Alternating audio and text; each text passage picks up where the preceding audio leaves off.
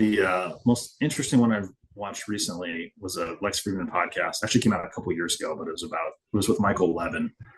He's a researcher at Tufts University who studies planarians, which are kind of a prehistoric flatworm that have some interesting properties in the sense that they can regenerate. So you can cut off a bit, and it will just grow back, and it won't grow. It won't keep growing. It stops growing back the missing part once it hits the shape that it originally had.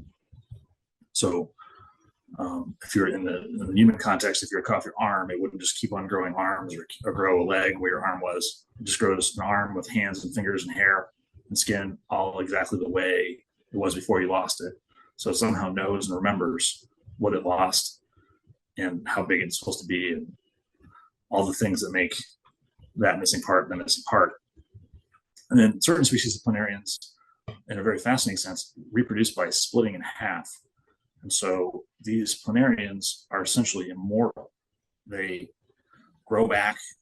Two sides will grow into essentially identical planarians and have identical memories to the original whole planarian.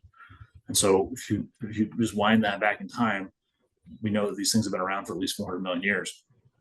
And so the planarian that you find in a pond somewhere is probably, in a sense, 400 million years old and has split and regenerated thousands or millions of times. So it's kind of a fascinating